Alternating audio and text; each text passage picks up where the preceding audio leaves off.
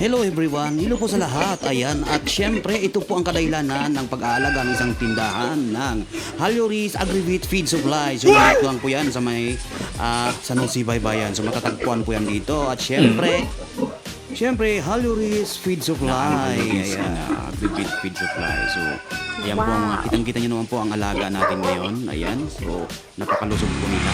Dahil na yan po sa Halyoris Agrivit Feed Supply. Ayan, na matatagpuan po yan dito sa may San Jose Baybayan. Ayan, sa may papuntang sintro. Kung galing ka ng Iliga or something or saan pa man o ano dyan. Basta papunta ng sintro ang buhi ay madadaanan po ito. Ayan, dito po yung banda sa may gilid lang ng kalsada ng San Jose Baybayan. Ay katabi lang po ito ng ermita ng San Jose Baybayan. Ayan, so dito po, tingnan po natin, tara, saan pa kayo pupunta? Tingnan natin ngayon ang tindahan ni Ate Irene. Ang pangalan ay Halyoris Agrivit Feed Supply. So ayan, pasukin natin, tingnan natin ngayon. Ayan, ayan, makikita po natin dito ay madami po silang mga feeds na napakamura lang po. So saan po kayo pupunta po? Siyempre dito lang po dahil ito po ay mura na at nakaka-discount pa. Ayan. At siyempre ito po ay mga bago po lahat lagi dahil marami po ang nakuha dito. Ayan. So, ayan. Marami pong mga brand na nandito ang tindahan ni Ate Irene. Ayan. May mga feeds po sila. Mayroon pong mga pagkain na ating alaga na dog. Ayan. Manok.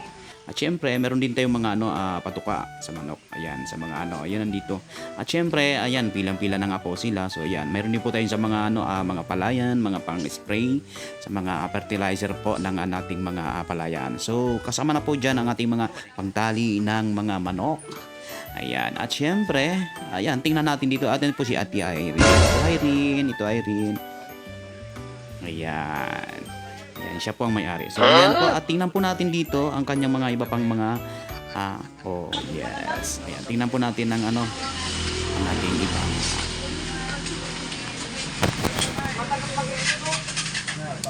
Kaya, ano pang hinantay nyo? So, sugod na kayo dito. Malapit lang to. Dito lang yan sa may San Jose Baybayan. Ay, malapit sa may Iglesia ni Cristo. At syempre, malapit na rin sa may Shell ng Baybayan. So, Sagrada. Ayan.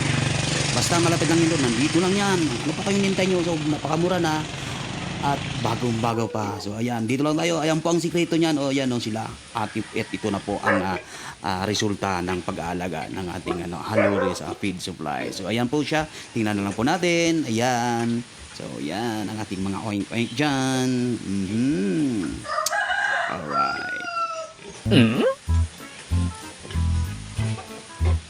Ayan, let's go to Halyoris Agrivit Feed Supply. So, bye-bye.